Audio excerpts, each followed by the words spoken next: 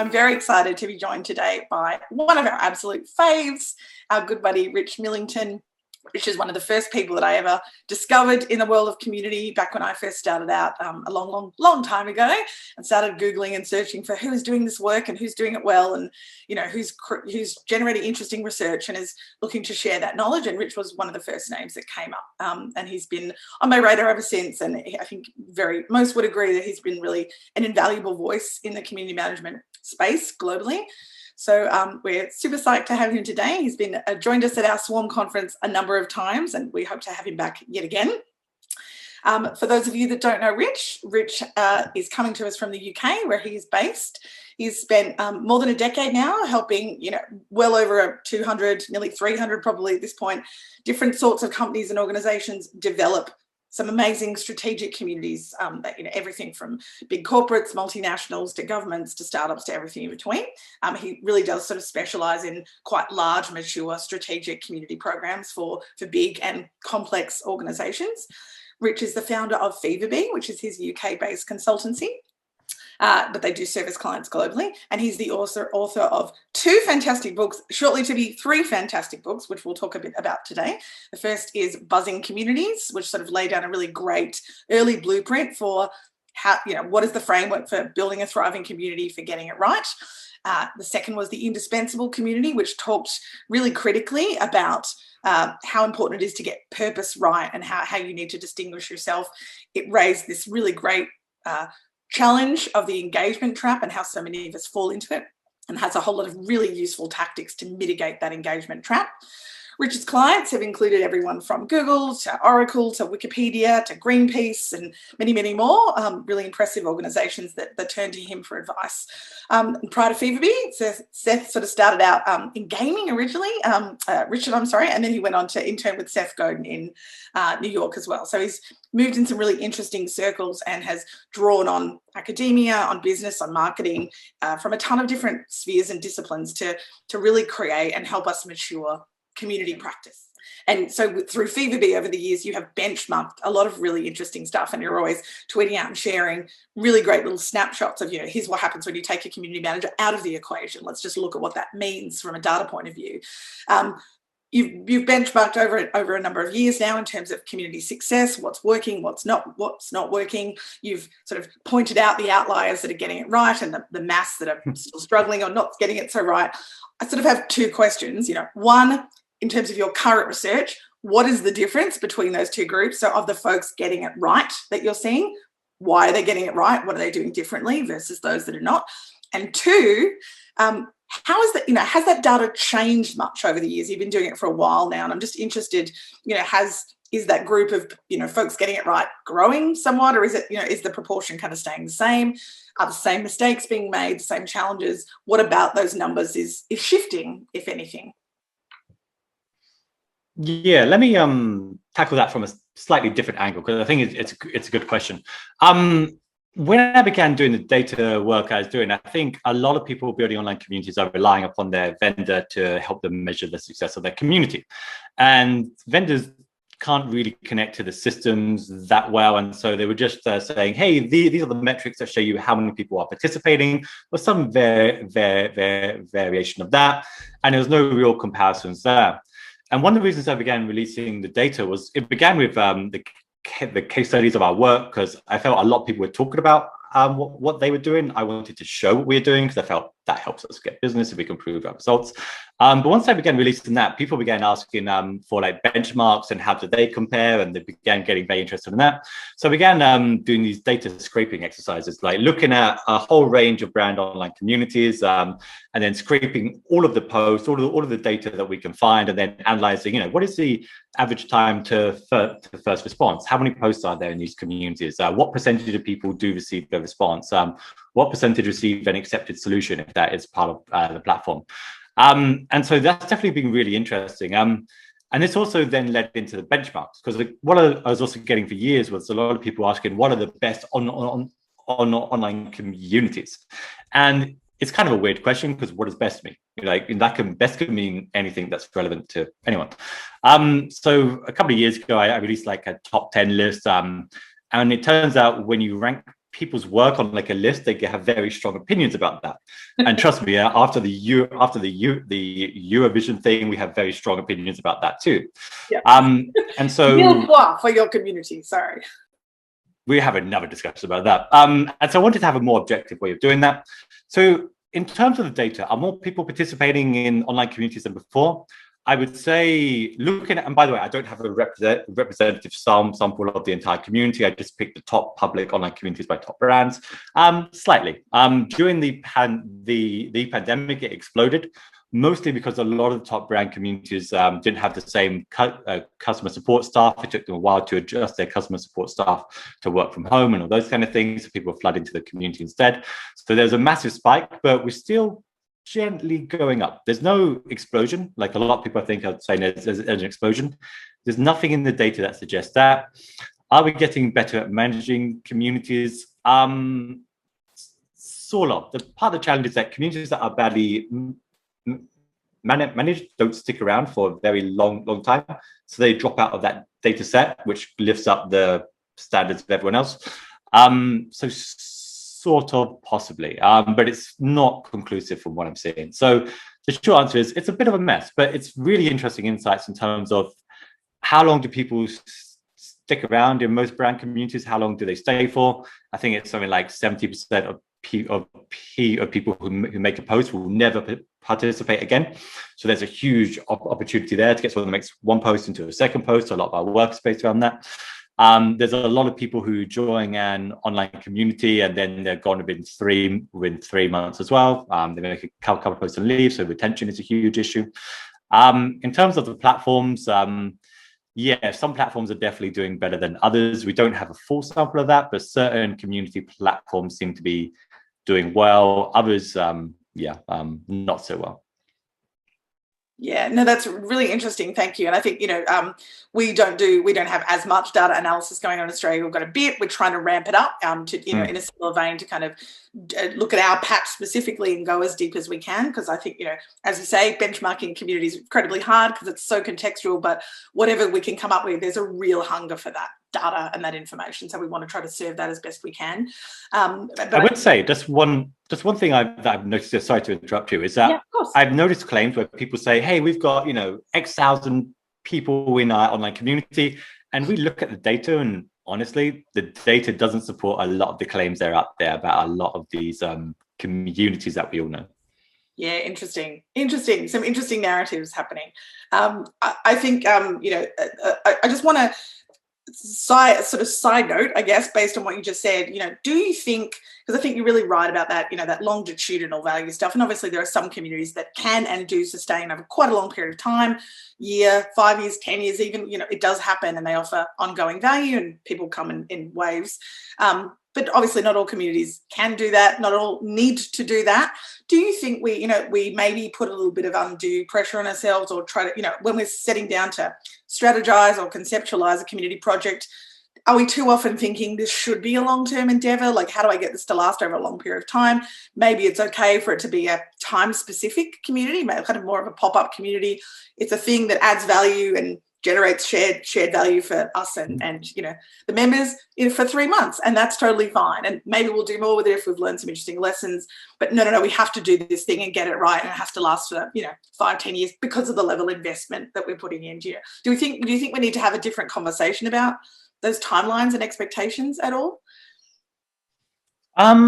I don't know. I haven't really thought about the question so much. I think I used to be really upset with platform vendors signing clients into contracts that last three years. But then when I was talking to them, they were saying like it takes 3 years to really get a community up and running to its full potential. So it does kind of make sense. Obviously, there's a financial aspect in there that makes sense to them. Do we put too much pressure in the long term? I wish people spent more time thinking about the long term of their online community. I think too often there's a short-term approach, trying to hit certain metrics too quickly. I think that's quite common. Yeah. Maybe this is a more of an Australia specific thing. I think, from what I'm seeing, people don't spend enough time thinking about the long-term roadmap. They're thinking about the short-term things, the tweaks they can make to improve one specific metric, rather than like the long-term thing, which is how does this community become better in integrated into everything that we do. That's like the long-term roadmap for most organizations I know. Yeah, it's interesting. I haven't had that same experience you've had. Yeah, no, that's an interesting point. Look, I think broadly I definitely agree with you. And I think it is probably still true here in Australia that most are not thinking long term. They're sort of borrowing logic and assumptions from social media and applying them to communities. And, they're quite different. They don't work short term vanity stuff rather than thinking of that long term, long tail benefit. They're how sophisticated and high value can we get with our integration and all the different ways this community can generate value. And I would love those conversations to happen more as well. In terms of, I guess, the first part of my question, so of those that you see in those data sets and obviously clients that you're working with as well that are getting it right, is there one or two things? Obviously, I'm sure there's a bunch of different things, but is there a couple of things you could share that they are consistently doing that those others are not, that they're failing to do, and that you believe is making the difference? Yeah, there's some things at a strategic level and some things at a more tactical level. So I'll try and cover both. The strategic level is what we've talked about. They're gradually getting their community more and more integrated with everything that they're doing. What I'm seeing with a lot of the top brands now, they're also starting to develop their own platforms as well, like Apple, SAP to a certain extent. A lot of the top brands are now developing their own platforms just so they can integrate it, have more control over the data and all those kind of things. And it means you can do really cool things like the Apple online community. If you're asking a question there, because you're logged in, it knows what products that you've bought, what you own, so you can tag it really easily. So most people when they ask a question, they don't give enough context in that question to get a good response. They don't tell you what software you're using or what products they're using. They just say, "Hey, my iPhone isn't turning on. Can I help?" But with Apple, you can just tag, the thing that says this is the product that I'm using because they know that information. Then you get much better responses. So they're also doing things like that. I think the communities that are doing well don't compete with their own customer support channels. They don't compete with Reddit. They don't compete with social media. They found the perfect positioning for their community. They know what their community does, which is really valuable to the audience that they serve, that the audience doesn't get from anywhere else. I mean, I spent a lot of last year working with the Sephora online community, an amazing community like the beauty space. But at the moment, if you're a Sephora, you're running that community, you can see what the trends in like beauty are. You've got influencers, you've got other sites where people go to get makeup advice and beauty advice and all those kind of things. And all those things, all that value they were offering was gradually starting to get pecked away by all these different areas. And so very often you have to rethink what your strategy is, which is what we spent a lot of the year doing. Like, if we're not just trying to drive as much engagement as possible, and if we're not going to be a social network in this kind of way anymore, because people just use Facebook and Twitter for that, what does the audience analysis say? What does the research say? And then how do we translate that? At the more tactical level, the member journey is probably the thing that most brands do a terrible job of. And most communities, whether you're a brand or not. Yeah. Most time you join a community, you get a welcome guide, and then you're dropped in and it's like, good luck. I hope you find some stuff useful. Yeah. What we try to do with the clients, here's the guidelines. Yeah. Off you go. Yeah. Or they have guidelines that are interesting, but there's so much redundant stuff in there. People don't read them, And also the people that break guidelines aren't the people that read them. It's like the good kids in like school that will actually read the rules or something, they're not the kids that break them. And so what we try to do is design what that member journey looks like from the short term to the long term. What are the things you need in the first couple of days, the first couple of weeks, the first couple of months that are gradually going to make you feel smarter within that community, gradually going to make you feel that you have more sense of control or autonomy within that community. And gradually, if it's of interest to you, make you feel better connected to the other members of that group. So I think there's a huge opportunity there. The other one that is coming up at the very high level, brands with like $500,000 a year budgets or so is search. A lot of brands now are stopping or not using the native search tool they're getting and using like a cognitive search tool like Coveo, Search Unify, something like that. So then they can retrieve information from everywhere. So if you're searching on the company support site, you're still going to see discussions from the community appearing within that. So yeah, there's a lot of really interesting things going on there at the strategic level and the tactical level. One more thing I guess I would add is when we look at the benchmark specifically, and maybe someone can put in the link to the 2020 list we had, we look at things like how well managed is the community? Do most questions receive a response? And a lot of that is based upon how many members you reach. And so it's a very different kind of experience. What's the quality of responses, enough empathy in those responses, a lot of community professionals, I think, get sucked into doing customer support instead of building an online community. They have a list of questions. They try to answer those list of questions instead of trying to encourage other people to answer those questions as well. So yeah, some really interesting things going on. Yeah, that's a fascinating observation. I think you're really, I would agree in my own observations that, you know, the member journey piece is definitely really critical. Obviously, you know, and as you say, when they're at the point where they can start to look at all those sophisticated integrations, that's where the difference is really better down, I think, and made long term. But in the interim, when communities are new or, you know, kind of novice, they're just, you know, they're starting out, nailing that member journey, just thinking about it even, I'm quite amazed at how many people don't really consider that. You know, that we are starting to get better. I think there's a more mainstream understanding now around, you know, that it needs a strategy, that they don't manage themselves, that, you know, we need this strategic handrails around it. We need to have a very clear purpose that need to be indispensable, all that stuff. But yeah, we do leave members on their own too much, I think, once they get in there. I think I was talking with a colleague about this today, and I think that there's been this, I hope it's swinging back the other way now, but a bit of a pendulum swing in the early days of online communities and even early social media, where people were, to what I was seeing anyway, a little bit more proactive, a little bit more concerned with that stuff. And then there was that sort of push from, I think, marketing and business, understandable push around, you know, oh, look, don't be too hands-on, don't over-labor this stuff, relinquish control, right? Let it be authentic, let it be organic. And I think that impulse is well intended, but I do, you know, but now I talk to people who are scared to intervene at all because they think it should be organic, right? And it's like, well, no, you have to be about it, obviously. There's definitely a cultural side of that as well, you know.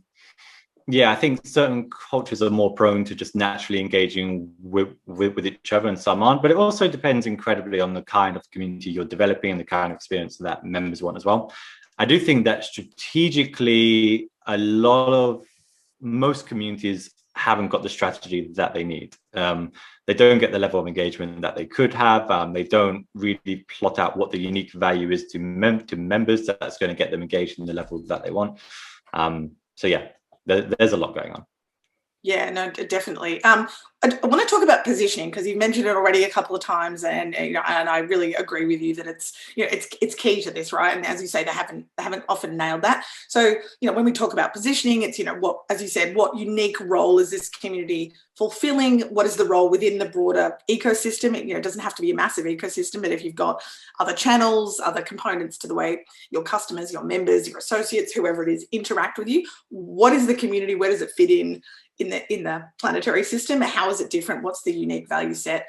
What are a few tips you might share to guide people into thinking about that positioning? Because we know they are getting it a bit wrong. You know, often they're trying to duplicate social or swap it out for social, and that's not the right approach either. So how can they start to think about positioning? What questions should they ask? I think a lot of people building online communities think communities are amazing and the best value that people can get from anything that they do. And I think the reality is the audience doesn't, because the audience is outside of the bubble that we're in, the audience doesn't always perceive things the same way. Like Sephora, you know, like Sephora, an amazing online community. Like, but if you're into like makeup and beauty at the moment, you know, as I obviously am, that was a bad joke. But like, if you're into like those kind of things, then there's so many different channels you can go to for that today. And we have to be realistic and think, some of these channels are just better than the Sephora community. Like the Instagram site, you visit it every single day, you're going to go there. And so I think a lot of the communities are really badly positioned because they don't really know their audience as well as what they think they do. Yeah. I mean, you know, you worked with a Lonely Planet, right? And I think Jane did as well at some point. Yeah. And so I think for that kind of online community, that is a competitive space. You know, you've got TripAdvisor, you've got, you know, influencers, you've got all these different sectors. And so the challenge with forums, I think they closed the forums down initially, didn't they?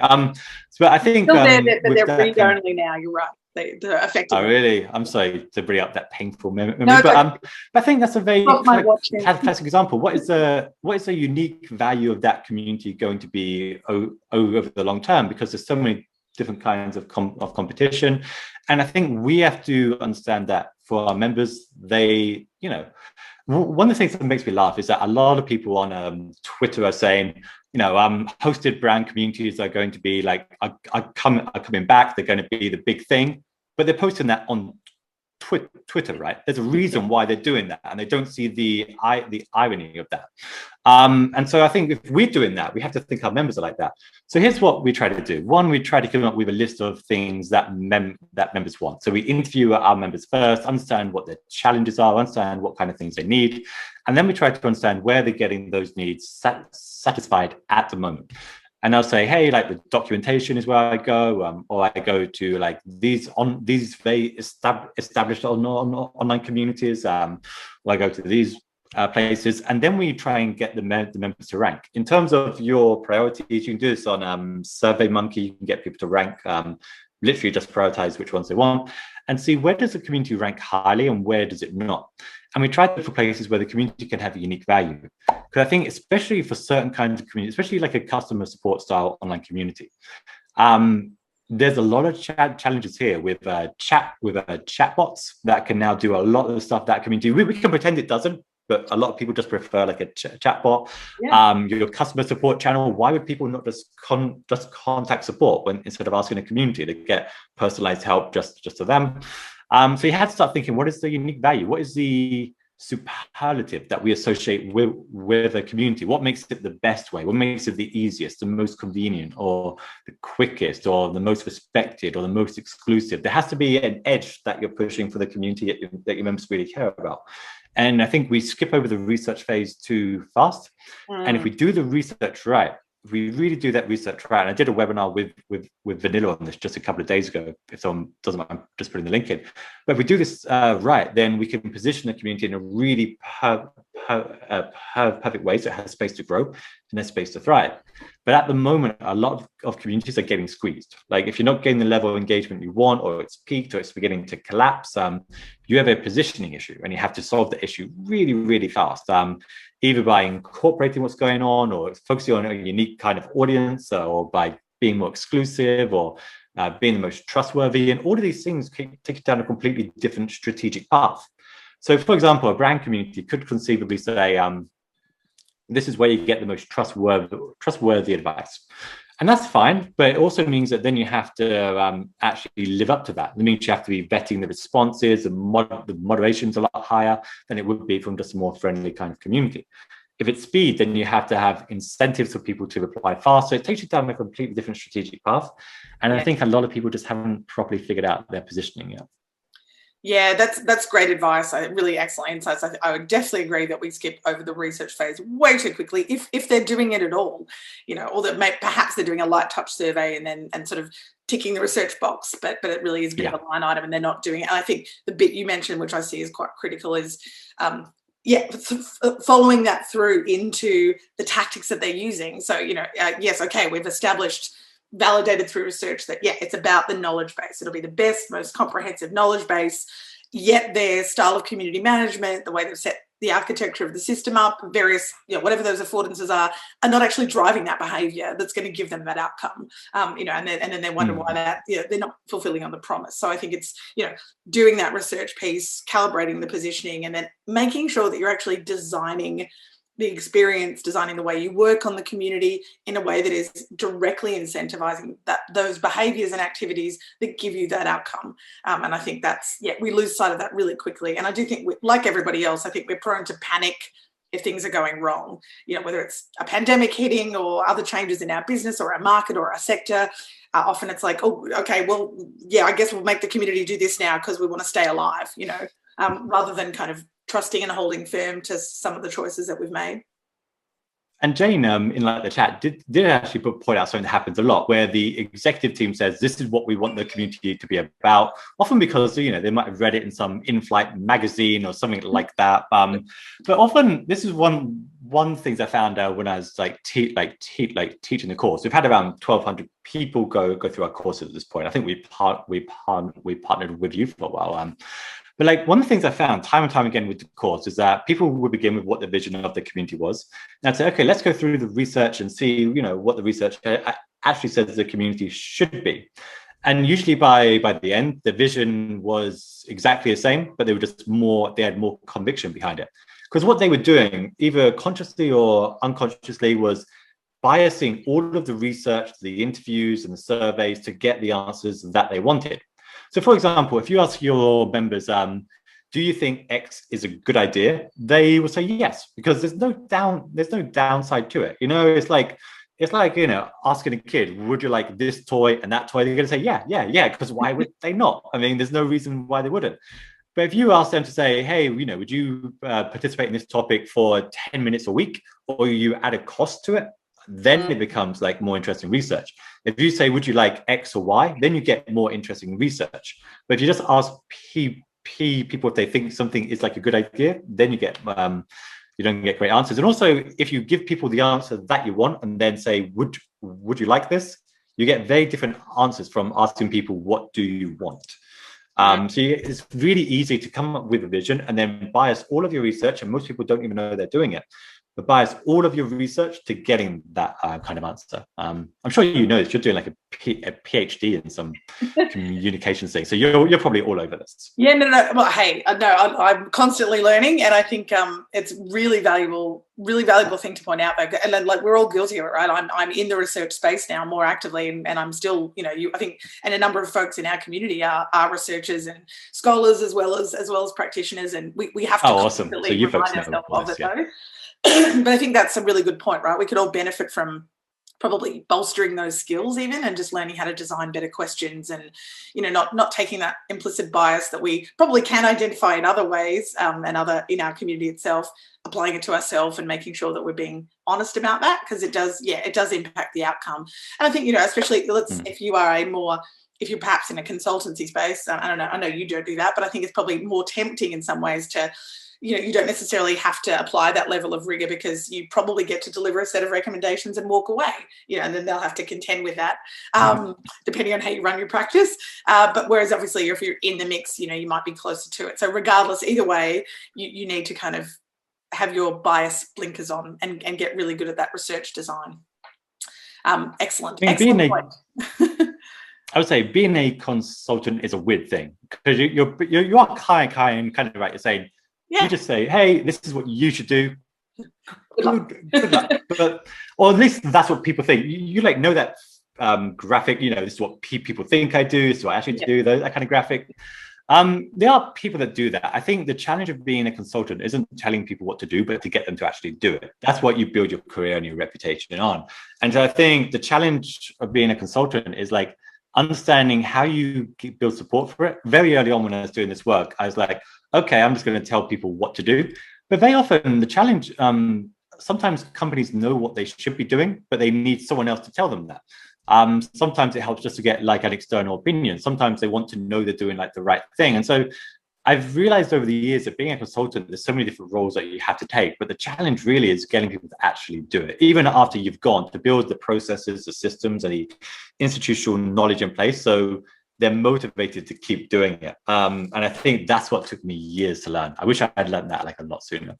Yeah, that's a good question. We should have started with what would 2021 Rich tell 2010 Rich about how all this works. But I just want to ask about your latest book, plug, of course, which is called, tell us what it's called. Build Your Community. It's a great SEO term. I love it. Honestly, I wasn't a fan of that, but Pearson, my publisher, was really pushing for that. I was going to be like, spell it out for the Rich. I wanted something like quite clever, you know, but they're like, no, let's put community. Oh my God, isn't this an amazing online community or something like that? You know, they wanted the most. I want to see you write it. Your next book needs to be called Community! I would buy that, and then we'll turn it into. To be honest, I probably shouldn't be criticizing my publisher in this. So everyone, if you could just like not mention that'd be great. We won't share this with them. So what I want to know, obviously, this is your third book, and I'm a big fan of your other two books. I think, you know, as many in our space are. Thank you. They're great. I love them because they're no BS. They're connected to data. They're connected to social science, which I think is incredibly critical. You know, let's draw on these existing bodies of knowledge and wisdom and not pretend we're reinventing wheels here when we don't need to. So what is different, right? Why? Obviously, you know, you probably have other motivations for writing a book, but, you know, what is giving you enough material here to say, you know, what's the blueprint and how has it changed? So from the buzzing community style blueprint to build your community and make this thing thrive, how have you evolved that template, those existing best practice tips? What is carried over, what is still true, and what is new? Or are you finding that you're kind of recalibrating because of the way the world's changing, because of the way the market's changing, and everything else? So yeah, what's genuinely new about this body of knowledge and advice that you've got? My motivation for writing this book was to see the book in a bookshop. So I spent a year just working on this, and then they closed all of the bookshops. So that's being a bit of a downer. I get it. So I think what you're asking really isn't so much about the books. It's about the journey, because I think a lot of people go on the same journey that I've been on, which is I came from the video gaming space. From 2004 to 2000 8, 9. I'd say much in the online gaming space, in the esports space as it's known now. And everything then was about, how do you get communities up and running? And I had a couple of years doing consultancy. And so the first book was, how do you get a community up and running? How do you, because there were a lot of things that I feel the gaming space is really interesting because it's so far ahead in so many tools and techniques and tactics than any other sectors. And you've got all these kids that are on the cutting edge of technology and cutting edge of hacking your website and all the kind of issues that you deal with. Online gaming is like a turbocharged version of that. And so gaming then was, how do we build up a very highly engaged online community? And I felt when I came from gaming into the other kind of sectors and saw all these online communities that were struggling, I was like, it's because they're not doing any of the things they need to do. They're not even welcoming people to the online community. And so the book was very much about some of the psychology about how you get people engaged and participating. And it's amazing to me the book still sells as well as it does. I wrote it in a couple of months, if I'm honest. So it was originally I launched the course, so this is going to be a textbook for that course, but then things changed. And so my community students are still required to read it. So hopefully we're part of some of that. Yeah, I stand behind a lot of the book. What happened, I think, between when that book first came out in 2012 and when did I write my second book? 2018, I think, is that a lot of brands were building all this engagement in their community, but they had no idea what to do with it. They didn't understand the purpose of the engagement. And time again, I was called into organizations who were saying, hey, we've got this amazing online community, but we don't know what the point of it is. Imagine spending there's one brand I could think of that was spending millions of dollars a year on their online community, but they didn't know why. That's mind-blowing to me. That's absolutely mind-blowing. They're just trying to drive as much engagement as possible. And so the indispensable community was looking at a lot of these communities that were being shut down, that weren't working over the long term. And I interviewed over 100 people for that book. And what I was finding out is that engagement is a trap. And so you can get a lot of engagement, but then you're stuck by a number which is increasing the level of engagement. And that's fantastic if you're doing advertising, perhaps. But for anywhere else, at some point, someone's going to ask what the value of all that engagement is, and then you're in that trap. And so it's more about, what if we removed engagement as a term that we could use? How would you know that engagement is useful? And it'd be we're getting questions that are answered. I'm okay, well, that's an interesting metric to aim for. It would be, we're getting people sharing great advice and tips. I'm okay, you can start counting the number of advice and tips. And the challenge very often was that the vendors that providing these platforms don't provide the right tools to measure that.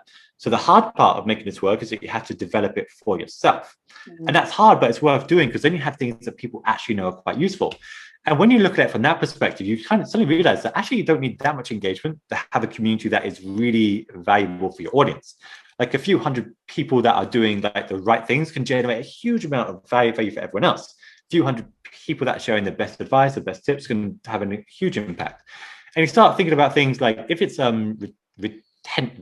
retention, a lot of the people I spoke to, our community increases the retention of our customers. Then I would ask how, and I would get some fuzzy answer about, well, if they participate in a community, they like us more. Do they? Or do they already like you a lot, and that's why they're participating in a community? Yeah. But if you're thinking about retention, you can get very specific. Okay, well, who are the people most likely to drop out? And it'd be the people that are new to the product, new to the service. And you find out the highest value things in those kinds of communities are the beginner level tips.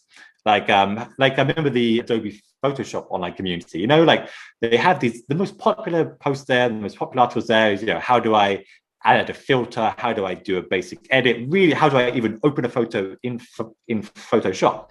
And so you had this challenge where a lot of people try and share the most expert level advice because it impresses, the tiny group of peers.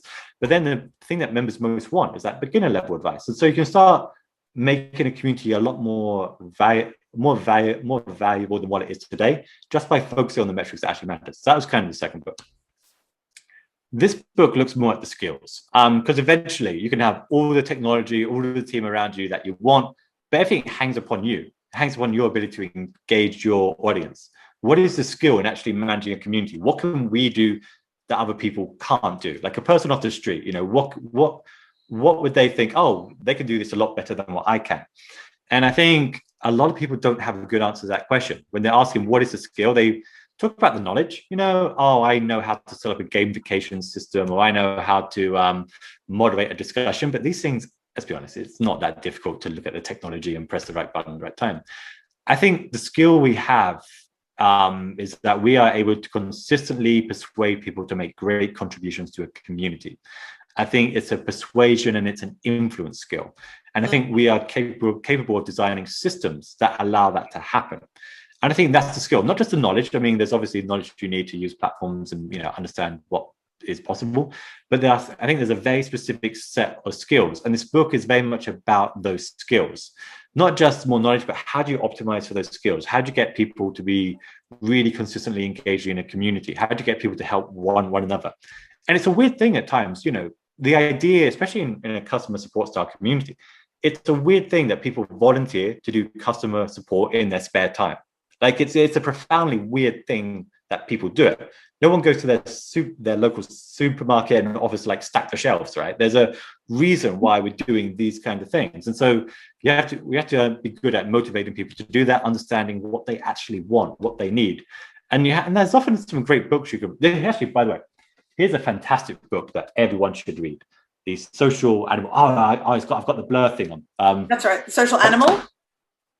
Aronson, The Social Animal. It just happened to be on here at this time, but it's a fantastic book because if you're dealing with the super users in a community, then you have to understand all their biases and how those things matter. Even things like offering a reward to members. Yeah. A lot of people think, what's the biggest reward we can offer to our top members of the community? But actually, what really matters is what is the smallest reward? You just want people to perform the behavior because then they justify that behavior by the behavior itself, that they enjoy doing it. But if it's a big reward, they externalize it and it becomes a much less powerful reward the next time. Absolutely. And a lot of people don't have the skill set at that kind of level. And so, this book is very much about the skills. It dives really deep into skills, how we get very good at them and how we use them to get a community up and running. Because I feel that's the next threshold. We spend so much time talking about things that I don't feel have a big impact. And I think the skills we have to spend more time talking about. That's awesome.